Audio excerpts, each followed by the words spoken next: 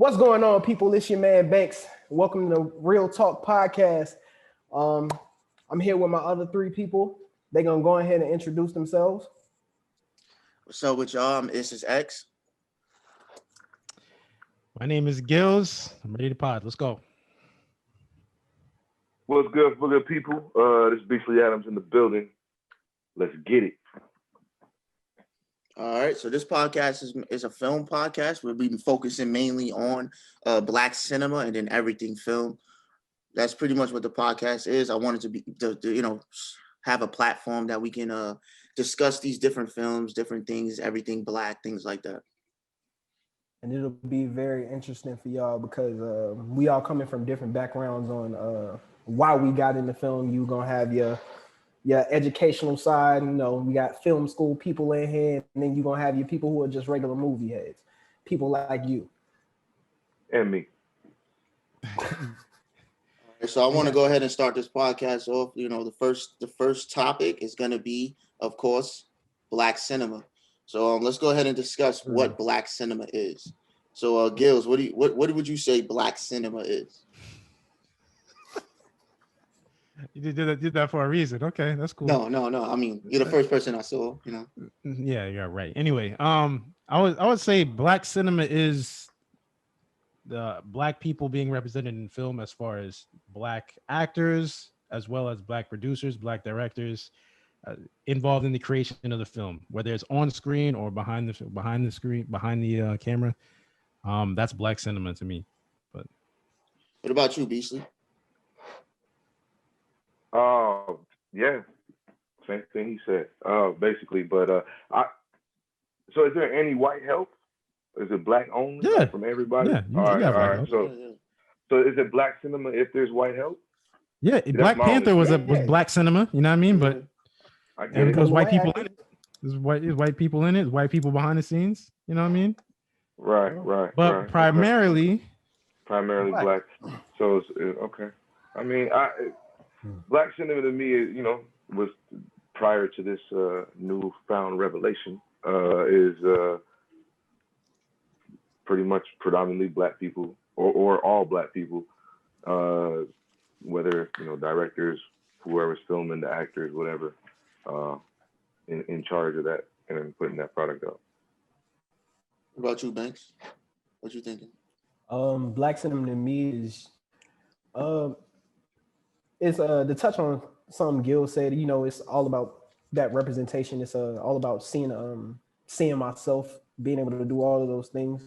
I mean, kind of like I think I touched with X one day that I was growing up, because of all the movies that you didn't really see a lot of Black people hands on in it. I didn't really see myself doing certain things, but I feel like it's things that I can see myself in. Black cinema is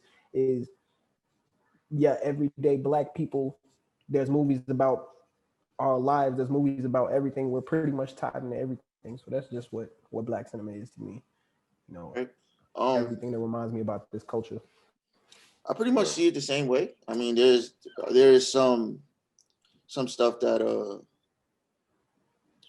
is broad on what Black cinema is, right? So what I did notice is that a lot of people who are the average moviegoers, or just the average people every day, they do have their own definition of what Black cinema is. And some people would say that if a Black person is not on set, then it's obviously not Black cinema. You might have somebody out there that says that it is, that you might have Black actors, Black characters, played by Black actors, but directed by, a white director. They might not qualify that as Black cinema, right? So pretty much to me, Black cinema is like the story. As long as the story it's a Black story. And then of course, like I said, the representation matters. But even if that representation is not there, it still could be a black story, not necessarily, a good Black story or a true story, but it still could be a Black story. And then of course, the people that are creating, the writers and stuff like that, of course, that does make it a Black story also. I'm not you have any examples? I'm not going to start with you, but I think we differ on what we consider a black story. No. Go ahead. No, we're not going. Let's keep it moving. But I think black story, whatever. Let's move on. Anyway, go ahead. No, say what's on your heart. Say what's on your heart, man. Huh? That's on your heart. I I don't feel like get it's that on your one. heart. Okay. I think you need to get it out. So you said black cinema involves black stories, right? Mm-hmm. Yes, I did say that. What he said. So a I was black just gonna story. say that Go ahead. I was going to just say that I thought that was kind of important that he threw that in there. I didn't really think about it like that. I thought that was a part that either myself and I think a lot of people leave out, is that the black story is really what makes it black cinema. Thank you. I think it, because I feel like it doesn't have to be. You don't have to tell a black story for it to be black cinema. Like if you have an all black cast and you're not telling a black, for me, I think we differ. I only found out just yesterday that me and X differ on what we consider a black story. So there's certain things where elements to me that I have to have in it in order to be called a black story. Like you have to be telling it from either a black person's point of view, like or they have their blackness is essential like to some part of the plot, or it has something to do with the actual story. Like the example that I gave before was like, if we had an all black cast in Inception, right? Or even just as the lead, we take off Leonardo DiCaprio, we put Wesley Snipes in Inception. And it's not a black story, but to me, it's still black cinema because it would have, black characters in it. Not just the main character, but like if we had multiple black characters in it, it's still black cinema to me. But if we're talking about, and the other example was Snowfall, where, yeah, there's white people in Snowfall, right? But when we talk about Franklin, it has to deal with, things that happened in the hood, things that happened, in the 80s during that crack epidemic era. That's things that happened that affected black people specifically, historically. That's things that a directly black correlate story to him being to me. black. Yeah. But I mean, I don't think you necessarily have to have a black story to be black cinema. That's what I think. But maybe it's not the textbook definition. So what I was trying to explain was that when you put black characters in these positions, it in a way it becomes a black story, because now the perspective of what's going on is now black, right? So of course it's film and we have to create these things to happen, you know what I'm saying? But there are black people that live their life, never been harassed by the police, never been affected by the crack era. There are black people that have that. So I'm trying to move there. So to say that these particular things is what defines a black story, you're kind of leaving out some people, if that makes sense. For example, if there's things that go on that happen. So like they say, single parents. That's like a trope or whatever for the black family, that the kid grows up in a single parent, right? So if we see that, we assume black, and that's a black story. But if you have a person that grew up with both their parents, does that mean it's not a black story anymore because they have both parents, which is outside of the norm? Which is why I say those outside things are interchangeable. But as long as that person is black, it's a black story, because now we're getting that story from a black person's perspective, regardless if that black person went through what society says, go through welfare, whatever the case may be. Those things are, happens in the black community, but we do have people that never experienced that. So does that mean that black person doesn't have a black story anymore? Which is what I was saying. For example, like what I said, the example about Will Smith the other day. I after the conversation, I thought about it. What about Carlton? Right? He didn't come from Philly. He grew up in that area, right? And he experienced some things that were similar to Will Smith and some things that wasn't, but nothing like what Will Smith experienced in Philly. So does that mean if we flip that show around and say it's Carlton's show and we're focusing on Carlton, is that not a black story anymore now? Not at all. Carlton experienced a lot of black shit. Carlton's point of view, I think you're misreading what I'm saying. Because Carl, if we're going by Fresh Prince of Bel-Air, dude, I can go directly to the episode where somebody called him a sellout. You know what I mean? But I'm not. That's not what. Or when he went to the hood, or like, you know what I mean? There's plenty of episodes where like his blackness is essential to the plot. What I'm saying is that is black is essential to the plot once you put a black person in that seat, right? No. Because people are naturally automatically going to do things to make it black in a way, right? So like if like Inception doesn't have any situation where the main character has to go through some sort of racial act, like, or something like that. But then they put Wesley Snipes in there, and maybe they put a scene in there where the lady walks down the street and grabs her purse, right? That's what we're used to seeing in cinema, and we associate that with this being black cinema. What I'm saying is we don't have to put that in there to make it a black story, to associate it with a black story. We can have a story where it doesn't have any of those tropes, where we don't think about any of that at all, and still have a main black character and go through stuff and it still be a black story. It's not common that we see it because, you know, as you know, we tell our lives and we tell our own experiences in our films and stuff like that, and we do experience that on a regular day basis. But what I'm saying is that doesn't mean that it has to be in there for it to be a black story, if that makes sense. The way I look at it, it's like a Venn diagram. I got the black stories, I got the black cinema, and there's times where they intersect, but I don't think they're exactly the same, in my opinion. A black story is black cinema, though. Like, you can't have a black story without black cinema. You can have black cinema without having a black story, though. But you can't have a black story without having black cinema. Yes. Yeah, but you can have black cinema without having a black story. And then how would you have black cinema? I hope I'm not confusing. Story? Anyway. How would you have black cinema without a black story? You have black actors in it. You have black actors in a movie that has nothing to do with the experience of being black or whatsoever. Go ahead. For the people at home, they do this all the time, so get used to this on the podcast. All right. So I'm asking you, Banks. How do you have black cinema? How do you have a black story without black cinema? Like, how are you telling a black story? I didn't say that. I said you have black cinema. If you have a black story, you have to have black cinema. How do you have black cinema but not have the black story? If you have black actors in there, how is that not a black story? I get what Gills is. I get the idea, the picture that Gills is painting. He's saying that in some films there would be some of these situations you could have that black character there if you wrote it and it would have nothing to do with him being black. Like, say for instance,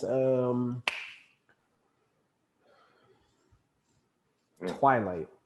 If you made all of them black, nothing changes. Nothing changes. Like I'm saying about the plot of the story. You could still have this story, but to what X is saying, there's this aspect of if you're making, and I mean, Twilight is a poor movie to use as far as being realistic because I mean it's vampires, but still there are things that a black character would you don't believe in vampires? Oh, that's crazy. Differently. I don't. Would experience differently. So I feel like y'all do what y'all do all the time. Y'all agree, but you don't agree. Okay, exactly. So let's say Blade, right? The movie Blade. In the movie Blade, what did he experience that's black?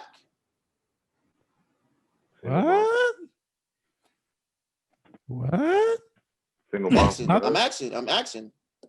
In the movie, y'all gonna make what did he go? You're asking what did he go through that would have been that if you made Blade white would have changed? Yes. If you made how do you know his mom's is from the hood? I know a lot of single moms that's white. Like, so I'm saying. I never subscribe to the single mom thing is just a black thing. I don't think I don't. You look at the Blade story, because I consider Blade a black story, right? I consider Blade a black story. He's a black superhero. I consider it a black story, just like I consider Black Panther. Just like I consider Black Panther a black story, right? So what in Blade? That's in Africa.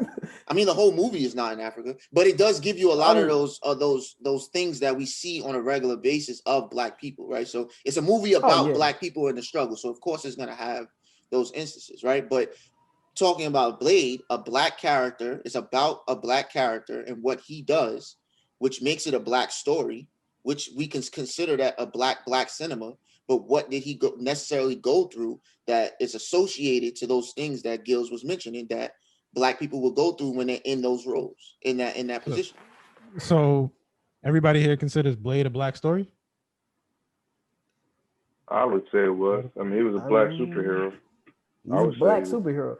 I mean, I feel like at the same time we do that because black superheroes are so rare. Loosely. Huh? So I feel like this nigga was a hero.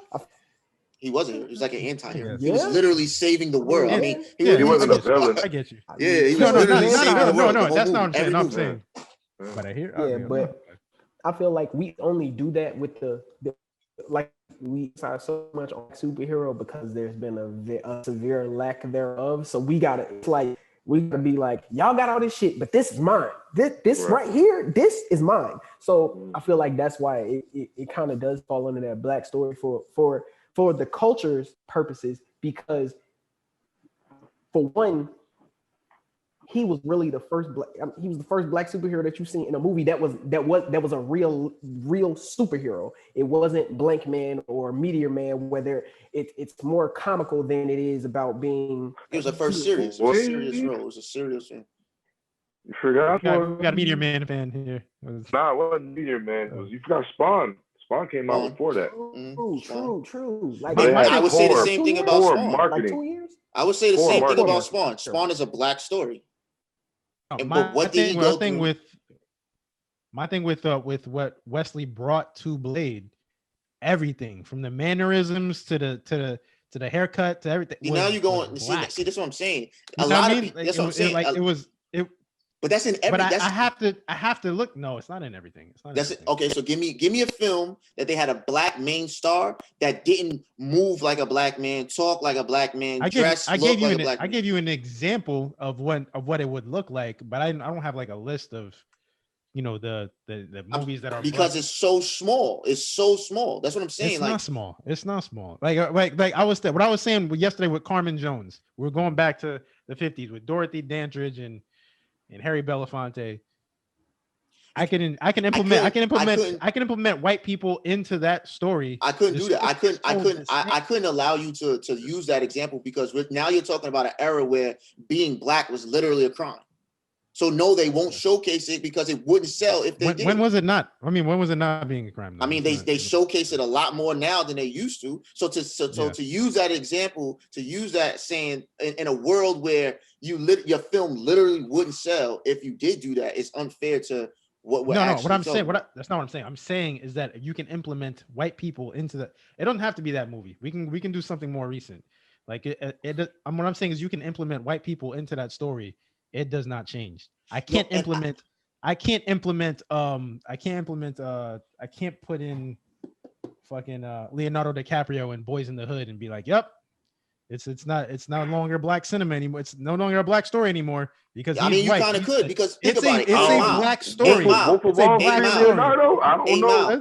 8 Mile. He would kill it. He would kill it. I used that example. I used 8 Mile as an example last time. Picture Leonardo DiCaprio say, Ricky, no. I used the example last time as 8 Mile. If you take Eminem out of 8 Mile and put a black man in it, it's a black story. But now with Eminem in it, it's not a black story anymore. Do you consider 8 Mile a black story? Do any of us consider 8 Mile a black story? No. But if you take Eminem out and put 50 Cent there, now it's a black story. Which is what I'm saying. You don't. Well, okay. All right. So here's my only thing. I just said the first black name that came to my mind. No, I know. I get it. I get what you're saying. But here's my only question: when you do that, is it now that black rapper or actor or whatever in that spot still with the same B-Rabbit story, meaning like he living in the trailer park and all that? Because I don't believe that now. Now I'm like, that's not one. Black people live in trailers. That's what I'm saying. Wow. That's what I'm saying. I live in trailer park, so I can't. I wasn't trying to. Why we did that? Why you did that? I didn't know. I was about to say. That's the first thing you said. That's not even what I was trying to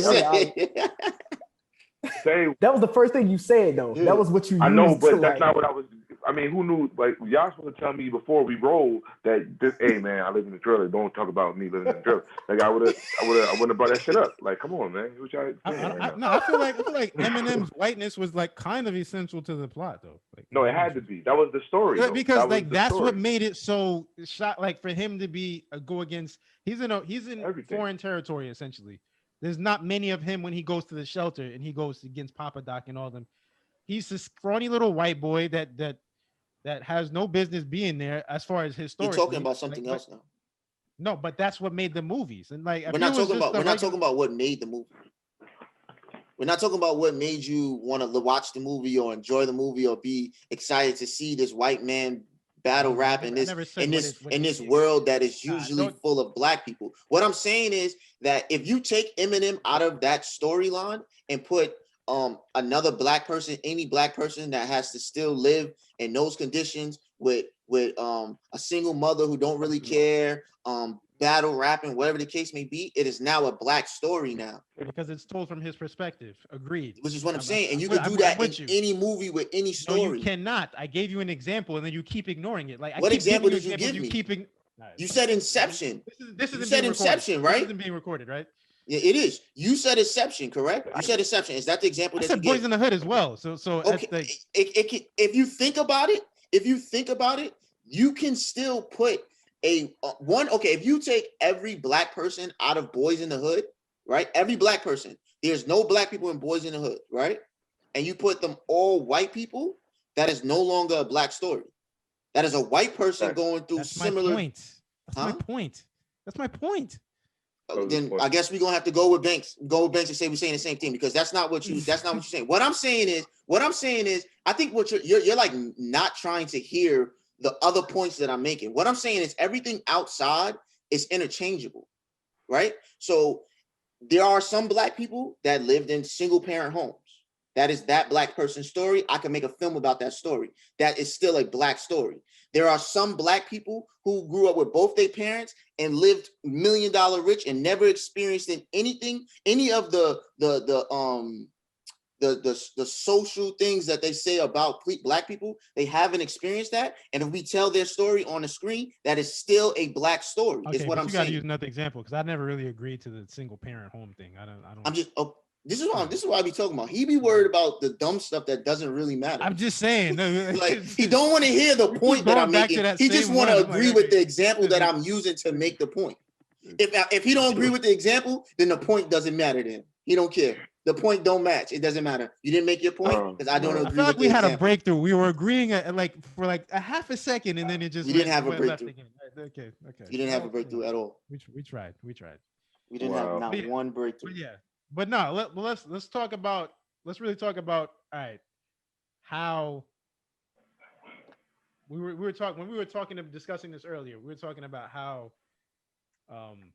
black cinema came to prominence, right? And so like you think of the 70s with the blaxploitation films, those are the things that where maybe not all of them are painting us at the best light, but at the end of the day, it's still black cinema. So that's something that to this day, a lot of people hold on to it. Mm-hmm. I agree. What would you say? I said because they told black stories. They still told black stories. Even though they didn't paint us in the best of lights, they still tell black stories, like slavery stories. They're still black stories, even though they don't paint us in the best of lights. Well, no, some of those are just being historically accurate. That's just, it's not being about being painted in the best of light. You can't put like nobody, like a lot of people didn't want to watch Superfly and be like Superfly and be like, all right, why we got this cocaine pushing, El Dorado driving dude around, and that's not how we should be represented, on film. Even at that time, civil rights people was like, all right, this is ridiculous. But at the same time, hey, it's making bread. We're getting our people in jobs that they wouldn't have been, or on screens that they wouldn't have been before. Black cinema even those movies are important just for the time period. Definitely. I think some of my favorite films are blaxploitation films, and there was a point in time where I watched a lot of blaxploitation films, and it gave me like ideas and to write scripts and different things like that came from blaxploitation films. And then there's also like a sense of pride to see all of these different Black people in their natural state, look wise, that they enjoy dressing, because they did dress like that in that time, afros. So to be able to see some of that stuff, it's kind of uplifting in a way to watch that, to know that you're kind of following in behind it. That's the thing though. Like with y'all, like if you look at some of this, he's saying from his point of view, is a lot of those films are uplifting. Some people felt differently. I don't know how y'all felt about, like, like some people watch this movie about Mel. Your mic is Man acting up. Peebles. Yeah, My mic. Can you hear me? I can hear My you, bad. but you like staticky. Still static. Yeah. Yeah, man, fix that. Yeah. So what do y'all think While about the he's Black on exploitation? that, Yeah, what y'all think about the Black exploitation film? Since it was interesting the other day when I was telling you, I was like, I felt like even though Black exploitation films, like when you look for a definition of it, it's more so the movies that were made in the 70s and they were made for Black people by Black people, from every level. Like it was literally Black from start to finish. And I brought up Friday, and you was like, that's not really, you was like, you don't believe that's really a Black exploitation film. But like when you look at the definition of it, the only thing that's different is 70s. The style also. Yeah. I mean, yeah, in the style. I mean, of course, because of technology, but everything else was. No, it's the style. It's like, okay, so it's like certain this is what I like to talk about. Certain things have a definition that you have to abide by for it to be, what that is, right? So Friday doesn't have those, that 70s feel, that 70s look, the music counts, all of these things Friday doesn't have. So it's hard to say that this is what it is. Just like with any other thing, like with action. How do you have a film, but there's nothing that blows up? There's no fighting. There's no gunfights. There's none of that. But you can't call that action. Just like with Western films. If you're not riding on a horse with a cowboy hat, going through the dirt, how can you call it? That style of film. So That's a lie. That's a lie. What? Star Wars. It's gunslinging. Star Wars is gunslinging. No, you said ride to the dirt on a horse with a cowboy. I named a couple. You worse than Gil. Yo, Name bro. a couple of the things that it needs to have. You named 6 things. I took away 5, left you with 1, and you're talking about I didn't. Come on, bro. I didn't name 6 things. I said cowboy hat, riding on a horse, riding through the dirt. Cowboy on the horse with a cowboy hat. Star Wars has cowboys. They're pretty much cowboys. Anyways, we all know Star Wars is a Western. Let's move on. But I'm just proving my point. That's all. You just proving my point. That's all you doing. That's all you doing. Thanks. I never said Star Wars wasn't a Western. I'm still staticky? Nah, you better not. You better. But yeah, but these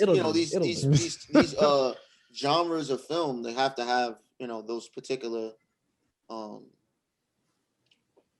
ideologies. I agree with the. Can we stop calling it Black exploitation? That's what they were. That's what they were. I know that's what they were, that's what it was, though. I get it. I get it, guys. I'm not changing the name. You can change the name. Can we, as like people, aren't we supposed to be uplifting ourselves, and we're supposed to call it Black exploitation? That's my point. That's my point. That doesn't make sense. That's my point. What would you call them? These movies, like, do you still consider, like, for you, like Reggie, you don't even like saying the word Black exploitation, but do you still believe those movies were uplifting or important to Black cinema, when even though they're still showing things that are literally exploiting Black people? That time 100% necessary, just because it goes back to the point where we were talking about how with the Black story, like that is a part of Black culture.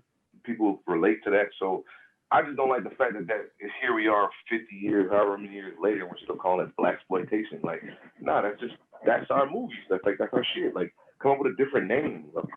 Why can't it be like groovy jazzy movies or whatever the fuck? I don't know. Some fucking shit. In the 70s, like seriously, like in the 70s in LA, they had a coalition against black exploitation films. They wanted to get them out of my Hollywood. They were called CAB. They did that. That's they did that because it was a quick money grab for white company owners. You know what I'm saying? They would take $20,000, $30,000, go make these, you know, ridiculous films, some of them ridiculous, and go out and, you know, sell them in those black neighborhoods and on tapes or whatever and make, you know, a quick 50,000. So that's really, you know, that's really what they were doing when it first came out. Question. But it was a way. Is that the first time that black people started showing the power of their dollar for the cinema? When the blaxploitation films came out? I wouldn't say that was the first time that they were showing you know, showing out their dollar for films. I think they all went to go see films, but I think it was just people realized that they could do that, like that they could take advantage of that, and then they you know, so they started doing, you know, they started making these films, and then they started to see how that them coins started to roll in, and then we just had a crazy burst of it, you know, from 70 to 79 or 78 or whatever, where it was like that. And so many stars was born from that, like, you know, like Pam Grier and stuff like that. And then you occasionally see, you know, films now being made being made. It did Superfly. You seen that? Yeah. But you also have films that stay true to the style though. Like Superfly, the new one, just told the story. Yeah, it's totally like it told it a modern version of it, right? You can have a discussion that is it still a blaxploitation film? You know, because it tells the story. So what do you think about like when they did Shaft with Samuel L? I would think that was closer. That would be closer to still blaxploitation film than the new Superfly, because in the new Shaft, they still carried over the music. He was still like, his mindset was still like stuck in the 70s type of how he moved, how the way he treated women and stuff like that. I think the new Superfly was more of like a modern day Bonnie and Clyde type feel, where he had his women, he do all of these different things. The music was different. You could tell that they was in a different era, if that makes sense. Like he was just a modern day Superfly. The only thing that was really 70s about it was the perm. Yeah, that was it. Yeah, perm was cold though. The perm was cold. No, it was cold. He bodied the role. But yeah. I think I would be able to have a good argument to say that it's not a blaxploitation film. But I think Shaft. Superfly? You don't think so?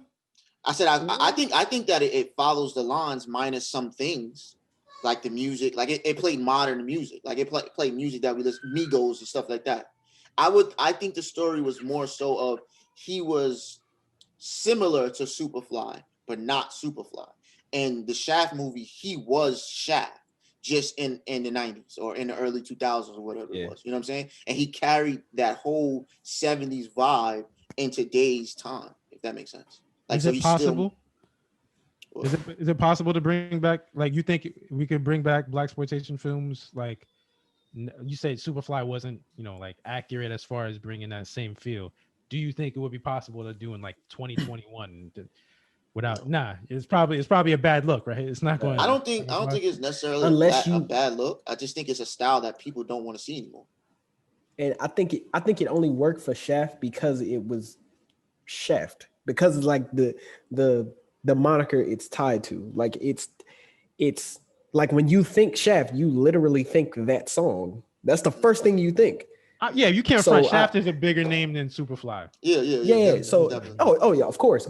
But I just feel like that's the only reason it worked for Shaft, for them to still be playing the same music and him to still have the same mindset, because it's tied to that name, not so much I think it's. You got a big actor with Samuel L. in that role anyway, so you can get away with a lot more shit. Yeah, you can get away with a lot of stuff. You can get away with a lot of stuff when it comes to the actor, because people want to just see Samuel or Denzel. Or, of course, they just want to see these. I mean, how many times have you seen your favorite actor in a role that you felt was like kind of like, but it slid because it was that actor? Yeah, but I think with the new Shaft, the storyline plays a big role, because it kind of felt like they just continued it instead of starting something fresh, even though they were starting something fresh, because he was like the son, right? So he was a different Shaft.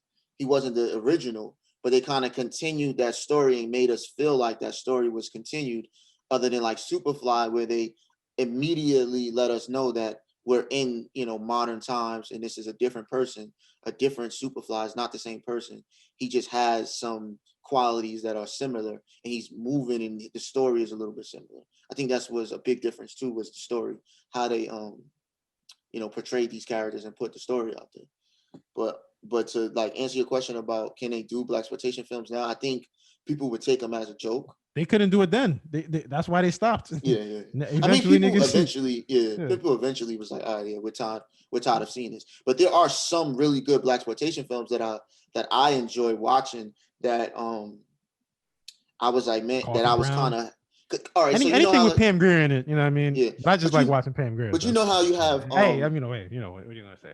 You know how you have like stories where people just want to see like a story like Superman, but we want to see the same Superman story, but the actor is black. Black right? Superman would be dope. Right. Superman, so that's kind of some of the feel that I got with some of those blaxploitation films, like when they did Blackenstein, Blackula, and all those type of films where it's the same story, but now it's a black character. I mean, a black person playing the character instead of we always seeing the same white character or whatever the case may be, right? So some of those films are like that I enjoy seeing. And then, my favorite film is Sugar Hill, about zombies, but mainly because it kind of tells a story closer to the truth of what zombies are, rather than the modern zombies that we see running around every day. So there's things like that. Zombies. Yeah, there's things like that I enjoyed seeing in the blaxploitation films. And then also the behind the scenes stuff to like watch and see, like, oh, I know how they did that, or I know how they did that, or that looks really cheap. You could tell, things like that. Hey, but I know I'm probably not gonna get to it this episode, but one of these days we got to discuss what we were just talking about, like that quick little side note about the zombies. Which zombie was the scariest to deal with? You can go with 28 Days Later or World War Z. But we'll pocket that for another episode. But I want to make sure we can come back around because I want to have that conversation. So. Got you. But why do y'all feel black cinema is important? Like, why is it important to you, and why do you feel it's important to the culture? You want to go? Who? You want to go? Somebody go? Go ahead. I think one of y'all. I think black cinema is important because there's a lot of us that's out there that wants to be involved, and we want to tell our particular stories. We don't want everything to be pictured in a reality that's not true to ourselves. And that's what a lot of things is film. Like a lot of film, it has some, truth to what we believe in and what we like to see and things like that. So to go into a movie theater and to know that, an individual that looked like me had parts in this story, whether it was written by them, directed by them, shot by them, the set was decorated by us, those things are kind of rewarding in itself to know and to see. And I think another thing, like what I was saying before, is about a little bit of the representation, to be able to see ourselves on the screen. I'm gonna co-sign that representation. I think black people, we're not a monolith, so you can't just have one carbon cut copy of a black person in a suit and think that represents all black people. Like we're the whole spectrum of different people, so we do need representation in different genres and different in different colors and in different things that bring us to light. So people want to see themselves on screen. So not only is it going to help as far as your film financially successfully, but culturally as well. So I think black cinema is important on multiple levels. But yeah. Word. Black cinema. Yeah. Nah. It's you gotta have it. See, I'm on a different wavelength right now about these days because I just took this class and it's like my whole outlook on race period is just totally different now. And with the whole idea of even just with black cinema and having a subcategory of black, and it's cinema. All cinema is cinema. All people are people. Get out, child. All people are people. And you know what I'm saying? I don't like how everything is just so categorized. You know what I'm saying? Black actors, black this, black that. And I get it, we have it, and I think it's important. We have to have it because we need to be representative. Of course, if we're going to be put in a box, well, all right, well, then this is what we have to, this is how we are, this is how we need to be represented, or this is how we need to be presented, whatever, how the case may be. But like, I really wish we could get past that point at someday. I don't know if that'll ever happen, but anyway, moving forward, we need the cinema because we've brought so much to cinema with the stories and our perspectives and our everything that we have going on, that we bring as talent, style, fashion. I mean, like there's just so much that we bring as a people, as a culture. See, it's more culturally than a race thing. You know what I'm saying? So it's a whole nother conversation too. What do you think, Ben? I say for me, it's important because, like I told y'all earlier, I had points where when I was younger and I never really noticed it, there was stuff that I didn't feel like it was appropriate for me to do, or it wasn't nothing like major, but there was just stuff I didn't see us doing. And you can relate it back to there just wasn't enough representation. You can relate it to that's white people shit. Like you can relate it to a lot of things, but there was things I didn't see myself doing until as I got older and we started taking those leaps and bounds in being on everything. And when it comes to putting black on the front of everything, I get what you're saying. And in a perfect world, it would be that seamless. But in the world we live in, there's everything we've had, like you said, we touch everything, like damn near everything we're involved in it, we're woven into it. So when you feel like something has been stolen from you, you go back to what I was speaking out earlier about this is mine, like this is me. So I get what you're saying, but I feel that is also necessary, just as necessary as black cinema, and that's why it's so important. Right. I do think that's a conversation that we do need to have about the whole why can't it just be cinema? Why do we need a black cinema or different subgenres or whatever the case may be?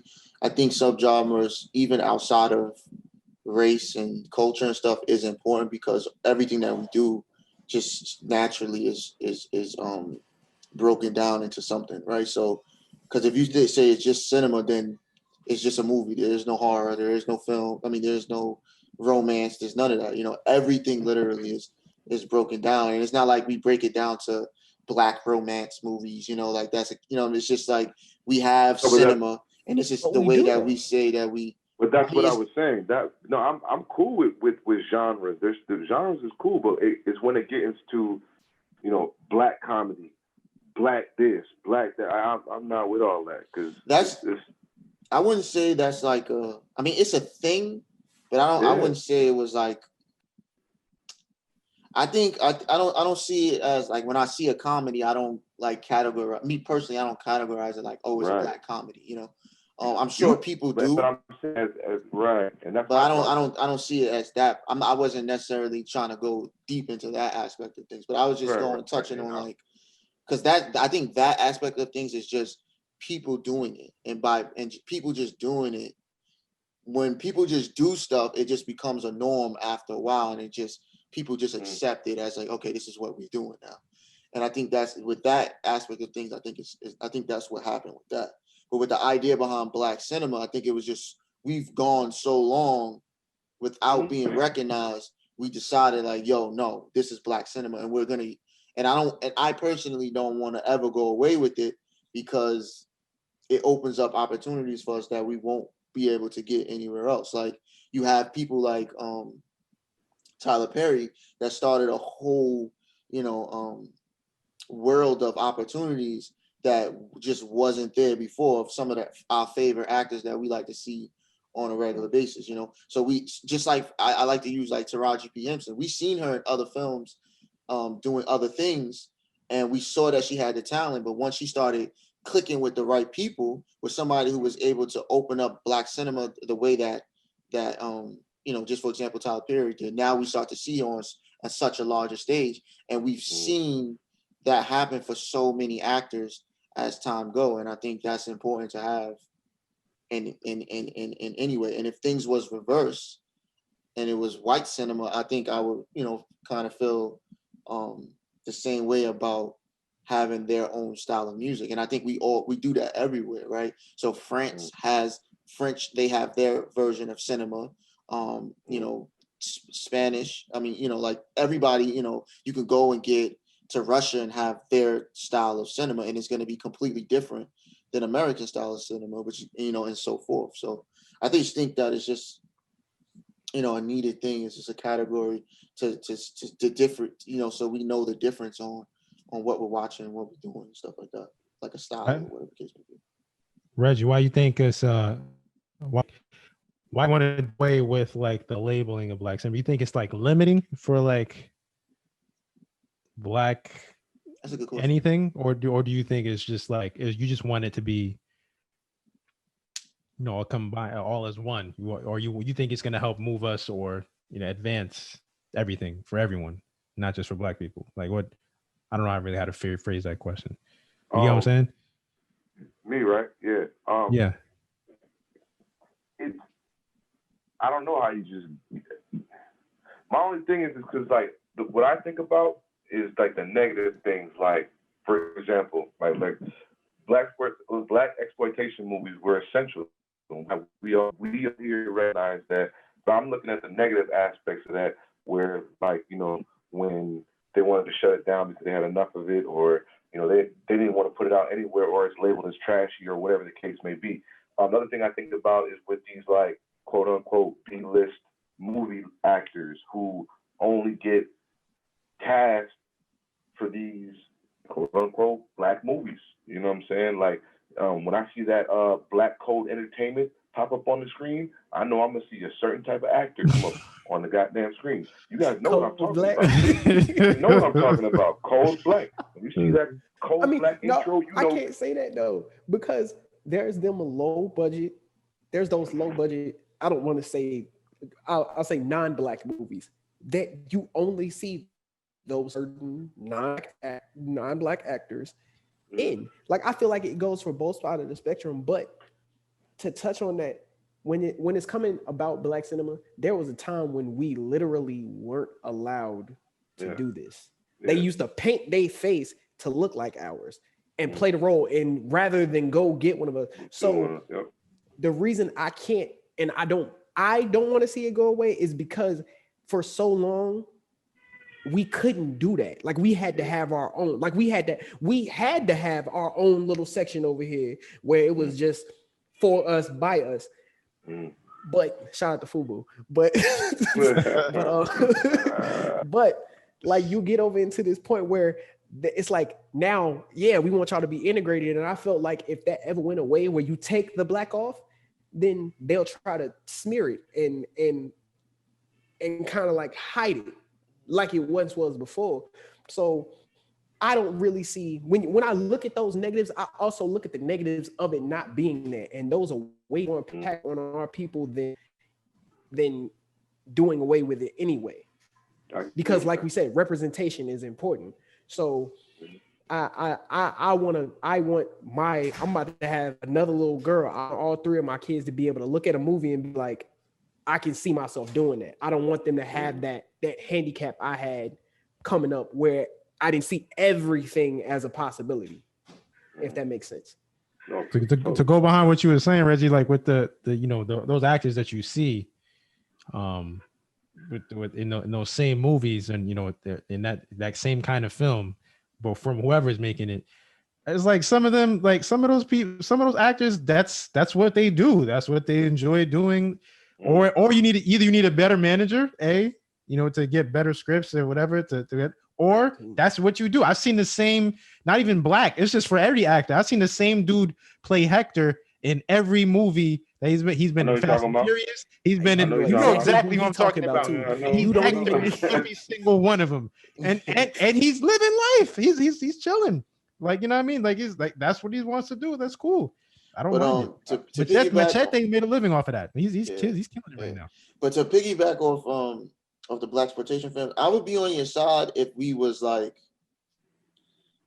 still trying to create those films, right? So then I would be okay with the idea of like, yo, let's change these names and let's do something different. I feel it. But I think right now at that point it's historic, and since cool. Since it's historic, we should keep it as what the name was, so we can learn from it and learn about it. That's why I'm okay with calling it blaxploitation films. That's why I'm okay with other people calling it and learning about it, because we don't do that anymore on a large scale in that form. So, and I'm not for dumbing down what a company did. Like this was a white company trying to basically make money off of. That's like calling slavery something else. No, this shit was slavery. so, That's absolutely what it was. No cut. Like I'm not gonna put No cut on that. I'm not gonna put a shiny jacket on it and call it something else. No, this is what this was.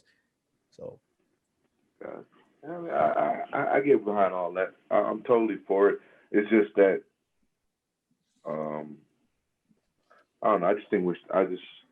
I don't know. I guess I just wish things were different. You know, why it's called blaxploitation. That's just a negative name or whatever. But I 100% people. I want y'all to understand. I'm not against black people. Yo, get him. I was definitely feeling that way. Yo, he's feeling like he was. What's his Instagram handle? I was holding it back. Beasley Adams at Beasley Adams on Instagram. Go get him. Come on, man. We was worried. Yo, we was worried. Y'all don't gotta be worried, man. I had someone ask me if I even had white friends. That's how crazy it is. So it's don't worry about me. I'm for my people. But yeah, black. That's why I think black cinema is important. Like what you said about just seeing different aspects of things. And that's another thing about how important film is to everybody's culture, no matter what you look like, because kids sit down and they watch movies, TV shows on a daily basis, and at a young age they don't realize what they're looking at, but as they get older, they start to notice the difference in everything. So to be able to have a whole section on Netflix where I could just pick a bunch of films, bunch of shows in this section and have my son watch it and be able to see, similar things that he'll either go through, that he'll either, see on a regular basis and different like that is also, something that's important to, everybody's culture, anybody that's sitting down watching a movie. And then it also educates other people that don't know what the other side looks like. And what's crazy is that's a strong way on how media, films, whatever the case may be, how they propaganded a lot of things, if that's even a word, to other people so they can look at people this way, right? So like in war times, the government, like in Russia, these other countries, they literally pay filmmakers to make films to showcase America in this way, showcase Russia in this way. You know what I'm saying? So it's that kind of tool, and that's why it's so important to have Captain black America. cinema and stuff like that. You know what I'm saying? Captain America. That's a good example too. Side note, it's probably has nothing to do with nothing, but Michael Jai White needs to do more comedies, and I get it. You're like a millionth degree black belt, but that Black Dynamite shit it hit hard. So like, why not get in your bag? Like, why not do something that was successful? He does not need to do any more comedy. Yes, he does. Yes, I do not want to see him do comedy.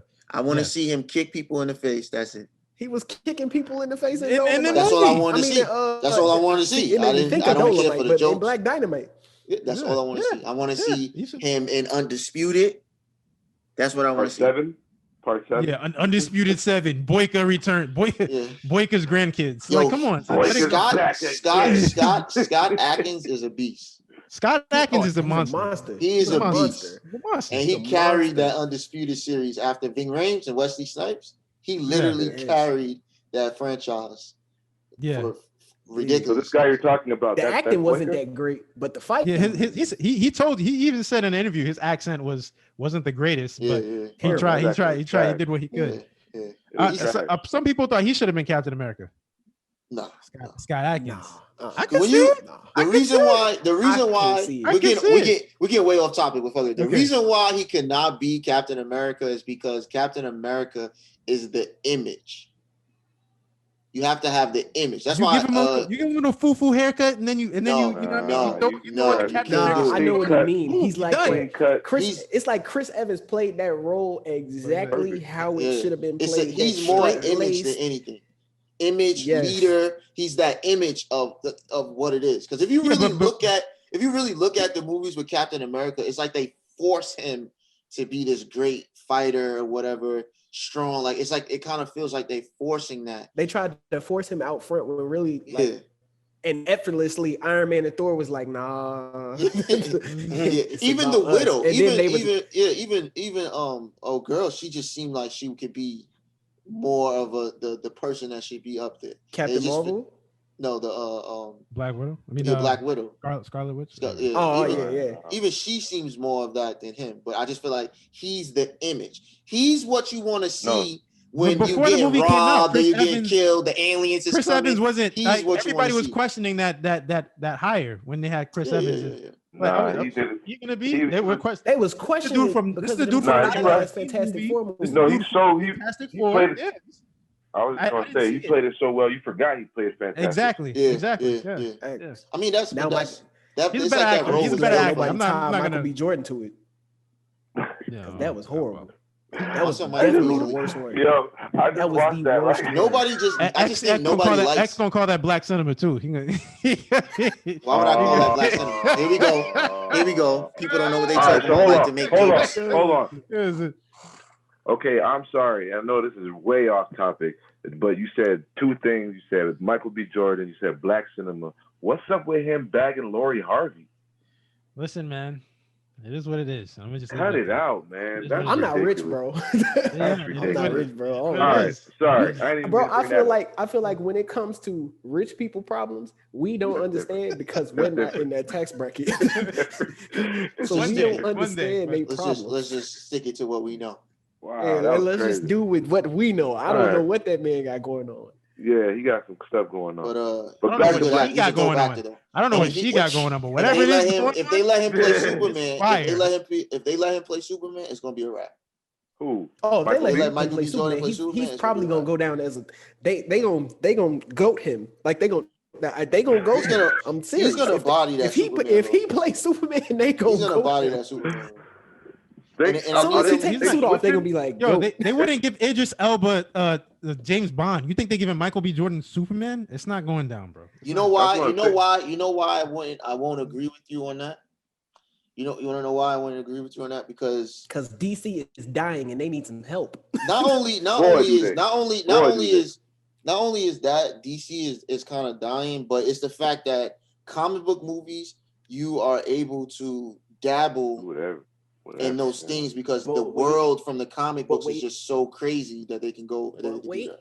But wait, because there is a black Superman on an alternate Earth. On an alternate Earth, there's a black Superman. But you know how you come around with a do-rag like, yo, what you need? No, cut it out. You see why I do this with him? Do you see why?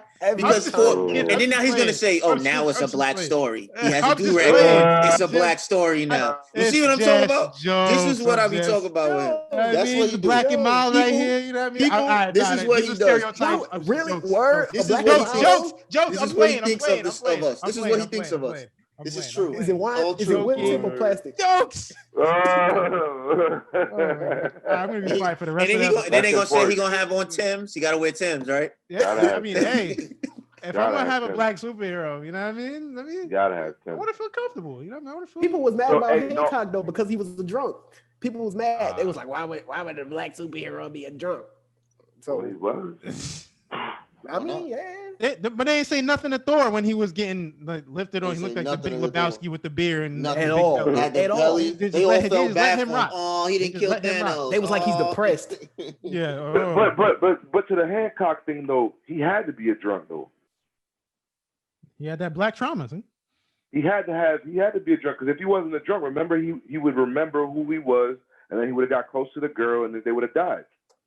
Yeah, that movie got It real had to be a bad right drama. after they introduced Charlize Theron. Like Once it went jungle fever, then it went to the point of no return. But you know, See, now that part where they do that, the jungle fever thing, that's a whole nother topic we could talk I'm about like, yeah, another day. that's a whole nother That's a time. I'm talking whole about nother. as No, soon I don't as care. they I don't made We've care. been talking about as a they lot gave of. her South African Let's anyway. Who sum it cares? up. I don't care, but Let's sum I it just up. the Black fact cinema- that we Black went to a cinema love is story. important. Black We went to a cinema is love important. story. That's what it's just with. That's when it went Black left. cinema is a point. Is It is what's important, needed. very important. I'm It's very what we pro need. black. I love my black people. Our next topic They gonna come going for me in for too next. now. Our next topic is going to be black horror. Black Oh, people in Lord. the horror genre. That's some next of episode? my Next episode? favorite stuff. I can't wait to touch this one because you already know how I feel. It's gonna be some of my Yeah. favorite stuff. So if you I'm gonna take a back We're seat gonna- on this one. we're I gonna move come, away. we're gonna. No, you're not. We both know that you're not. Stop. What Stop. you He mean? can never Stop. take the he can't You- never you- take the you're back not seat. He gonna would do rather that. walk than take the back seat. Yeah, so stop. You're gonna I'll be. take You're an probably Uber. gonna. You're probably gonna be the first person to say something. You're gonna have Me? the first rebuttal. I I don't. guarantee it. Listen, I guarantee don't. it. I guarantee it. I have less knowledge about black horror than anybody. Yeah, I listening. have no knowledge. I was gonna ask, like, I what bet is? I bet you know about a lot of stereotypes with black people in horror though. Mhm. That's what I was bet. gonna say. Does that make it black Okay, film yeah, okay. horror? We can I have a mean, conversation. Yes. you know, black people dying first, or Yes. whatever. So the next topic is going to be on black people in horror, right? So we're going to discuss some black horror, like Candyman, Get Out, Ooh. Us. Those are all black Sure. horrors, right? And then we're going to discuss black people in horrors. And then, I have some information that, I dug up and talked and learned and wrote some papers on that might shock y'all, might surprise y'all, that might not have known about it, et cetera, things like that. And then another thing that I really do want to talk about is movies that we don't think are horror, but really are black horror, if that makes sense, right? So we have some shows like Lovecraft that recently came out that was like The Crave, that they have a lot of stuff in it that is sci-fi and horror that are like vampires and ghosts. And then they have some other things that are not what people would say is horror, but in reality are really horror. And then I'm gonna go ahead and we're gonna discuss that in the next episode.